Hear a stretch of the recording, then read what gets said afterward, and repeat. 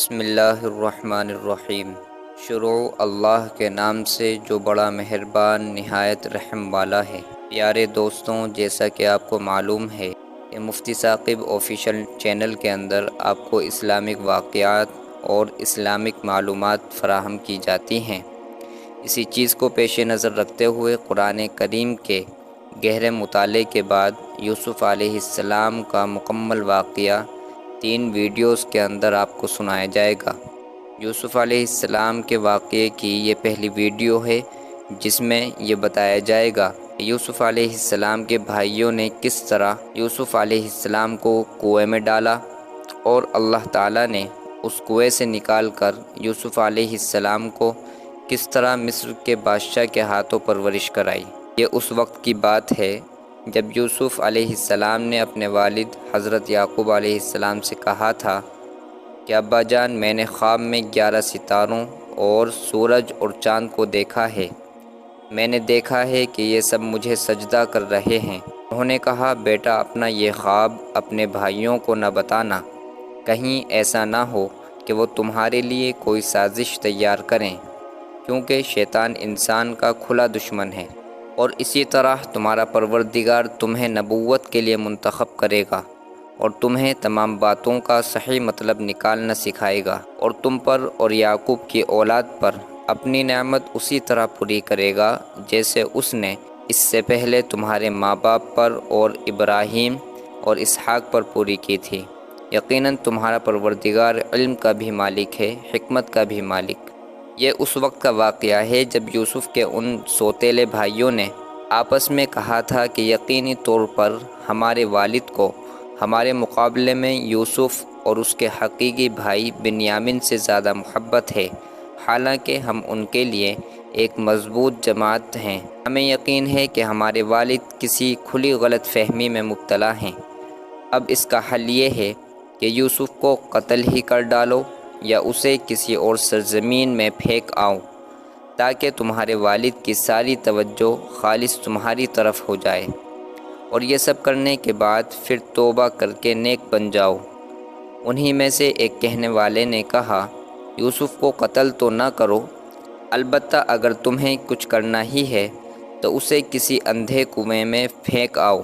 تاکہ کوئی قافلہ اسے اٹھا کر لے جائے۔ چنانچہ ان بھائیوں نے اپنے والد سے کہا کہ ابا، یہ آپ کو کیا ہو گیا ہے کہ آپ یوسف کے معاملے میں ہم پر اطمینان نہیں کرتے، حالانکہ اس میں کوئی شک نہ ہونا چاہیے کہ ہم اس کے پکے خیر خواہ ہیں۔ کل آپ اسے ہمارے ساتھ تفریح کے لیے بھیج دیجئے تاکہ وہ کھائے پیے اور کچھ کھیل کود لے، اور یقین رکھیے کہ ہم اس کی پوری حفاظت کریں گے۔ یعقوب علیہ السلام نے کہا، تم اسے لے جاؤ گے تو مجھے غم ہوگا، اور مجھے یہ اندیشہ بھی ہے کہ کسی وقت جب تم اس کی طرف سے غافل ہو تو کوئی بھیڑیا اسے کھا جائے۔ وہ بولے، ہم ایک مضبوط جماعت کی شکل میں ہیں، اگر پھر بھی بھیڑیا اسے کھا جائے تو ہم تو بالکل ہی گئے گزرے ہوئے۔ پھر ہوا یہ کہ جب وہ ان کو ساتھ لے گئے اور انہوں نے یہ طے کر ہی رکھا تھا کہ انہیں ایک اندھے کنویں میں ڈال دیں گے،